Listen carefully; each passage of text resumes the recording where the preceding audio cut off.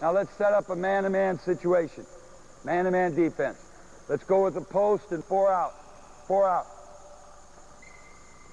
Fill the spots. Now in our offense against pressure, our first concept is to space to the NBA line. Space to the NBA line. That allows you room to pass and cut on the collegiate level. Players are big, they're long, they're quick, they cover ground. You've got to spread them out. An automatic backdoor for us is when we bring the ball here to Jamie, and he dribbles toward the middle and picks it up.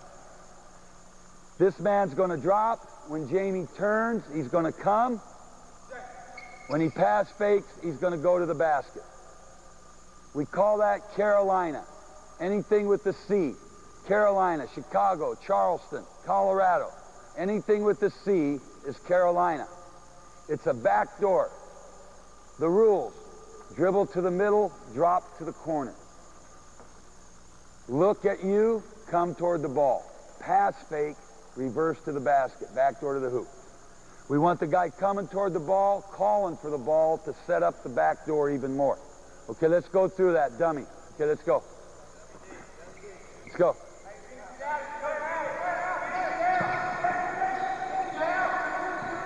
Okay, Jamie, let's pivot on our high foot. Pivot on your left foot. Okay, here we go.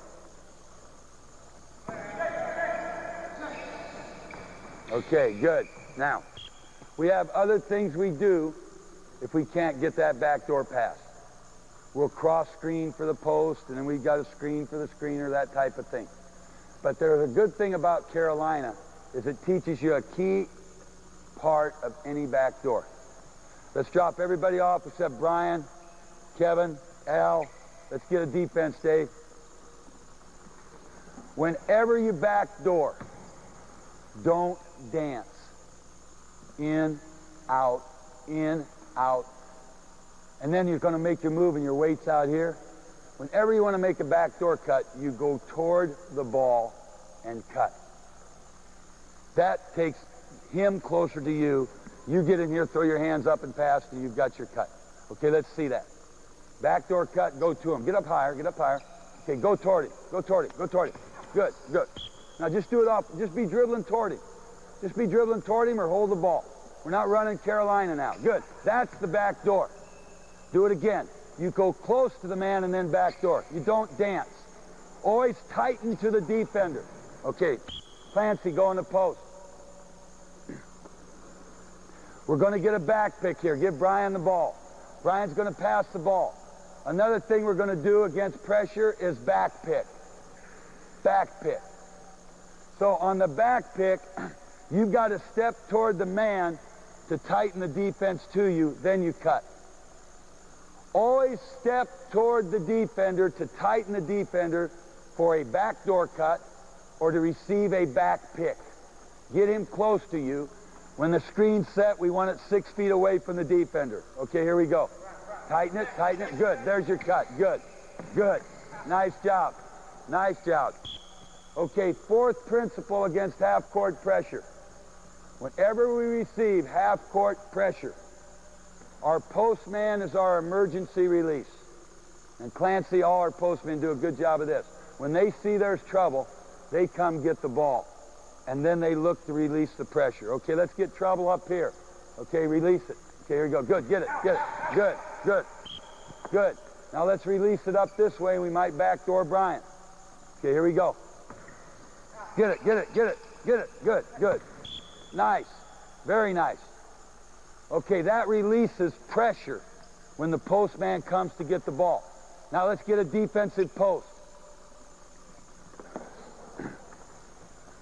You're going to trap here. You're going to come to trap from in front. Give Brian the ball. Drive the baseline. Let's get the trap right there. Now, Clancy's movement's up here. Al's moving behind. We always want somebody moving behind that for a crackback to get a shot, a European three, going behind the penetrator. He's going to pivot, give it back out. Now, let's put Brian in the post. Clancy, you can work wide up on top or somewhere. Now, here we have a three-point shooter in the post when we drive it and there's a trap by the pressure defense, he's going to wait until that trap is going, and then he's going to go to 3. This is called 33, 3, 2, 3. Now watch this. Okay, let's go. Bring it, trap, good. Okay, that's what we're looking at. Let's run it again, 33. Good, good. Now, those are ideas that will help you against full court presses, attacking a half-court trap, and working against pressure defense on a half-court basis. But no matter what ideas you're using, what X's, what O's, what system, you must teach kids to play fundamental basketball at a high rate of speed under control. Your ability to pass and catch, make the proper cuts with good footwork, that's what's going to get you open. It's not a play, it's not a system. It's kids that know how to play. And you must be patient with those kids while being demanding. You cannot get upset very often, but when you do, make sure they know you're upset. But it's got to be a nurturing process to build that confidence to attack the pressure. And you need to understand this, and I think this is greatest shown by Utah this year against Arkansas. If you make errors, don't let them be errors where you are being tentative. Err on the side of being aggressive. Take a turnover or two to keep being aggressive rather than getting on your heels. I think of the games we were really poor against pressure, we got back on our heels. Be an attacking team. A turnover or two won't hurt you if you will keep being an aggressive team. But you can have no turnovers, be on your heels and never attack. That will hurt you. Be aggressive. It's the aggressive team, as John Wooden said, it's the team that makes the most mistakes that wins the game. Because obviously they're trying to do more. Thank you for your attention. If there's any way we can help you or your program, please get in touch with us, and we hope you have a championship season. In thinking about a lot of the things that went into making this particular tape on attacking pressure, after we finished the tape, I thought of some things I thought would really round things together and maybe give a couple additional ideas that would help you in attacking pressure. We get a lot of phone calls from coaches, and they'll ask things like, what do I do against a box and 1, or what do I do against a triangle and 2? And that can put pressure on your offense as much as anything else. I want to give you some principles now for those kinds of defenses, and then additional things I want to emphasize for attacking half-court pressure, good, solid man-to-man pressure. First thing I think you have to do against any kind of defense is to run. If you don't get easy baskets, you're just making it so tough on your team, and they have to be great on the half-court basis. If you don't run, people are going to load up on the offensive boards against you and make it tough for you there too. So I really think running is a key against any defense, and particularly a gimmick-type defense. Second thing is rebound. You get easy baskets by running and rebounding. You get fouled by running and rebounding if you'll just carry the ball to the rim. So rebounding is of the essence. Everything you do in your practices, you have to do all your shooting drills where people are moving to rebounding spots. The people that are not rebounders are moving in a transition to their defensive safety position, so to speak, as a halfback at the half line or at the fullback spot back in the lane. So run and rebound. And then the third thing I think that's extremely important for young kids is to keep their dribble alive. Keep your dribble alive. Do not pick up your dribble and become a dead man. Don't kill your dribble. Keep your dribble going. Now, one of the things you have to use here is a back dribble. A back dribble. In high school and college, they have a 5-second count, so you dribble the ball forward, you see that the count's on, you back the ball up quickly with a push step, a power dribble, and get away from the defense so the count will be taken off. Another use of the back dribble is when you dribble into trouble on the baseline. Try to back it out, get it off the baseline as quickly as possible, and then maybe pull the ball across your body in what's called a pullback crossover and take the ball to the other side of the floor. So what we're looking at is this kind of situation. Most players, particularly on the high school level, collegiate level, they'll dribble the ball with their strong hand. A trap comes, something happens. They've got to back it out, cross it over, and then take the ball off the baseline, then take it out. A lot of kids will bring it down and they'll stop and pick it up, or they'll pivot and dribble out this way with the ball instead of backing it up, keeping vision, seeing the defense, getting away from the trap, getting away from the trouble. So you use the back dribble out here just to break the count, getting away from the defender so the 5 count is erased and has to start over. Or you use it down here in the baseline, getting out of trouble. You might use it against the zone, taking it in, the people converge on you. You can't make the pass, maybe you're too small, back it out, then make the pass. So the back dribble has a lot of uses, and we like the 4-4-4 drill to do this. Have a defender, have an offensive player start by holding for 4, then dribble for 4, maybe back it up and break the count. You got another 4, but then when you see that you can't break the count, hold the ball for another 4. So a good player could hold the ball for a very long amount of time, and at least 12 seconds, and maybe even more if you can break that 5-second count just one time. And that's something I think to really emphasize the use of the back dribble and the pullback crossover. Now, the fourth thing is the pass fake. Shot fake's great, but the pass fake's great because you open passing lanes and you keep the defender off you because he's trying to play passes. You must use pass fakes against athletic players. They will anticipate, they'll take chances, they'll jump into a passing lane, and that turns their quickness against them, and you can take the ball to the basket. Here's a great saying for young players. You can't throw the ball over an athlete. They're going to jump up, they're going to get it, their hands are too quick, so you got to make good fakes. You've got to always use a pass fake against good athletes. I think that's crucial, that's key. Another point, the next major point, is shorten the pass. If you're being guarded by an athlete, he's going to shoot the gap, he's going to try to make an interception, deny and get a steal. You've got to shorten the pass by coming to the ball. So if you don't do anything else with your team and you're going to face good hard pressure, pass fake and shorten passes. Pass fake and shorten passes. We like this term, fake a pass and pass accordingly. We come down the floor, we get to this spot, we're looking at the post, he's fronted, here's a helper. Where did that helper come from? Well, he came from this spot over here where we have a shooter position. So pass fake in here and then skip the ball over here.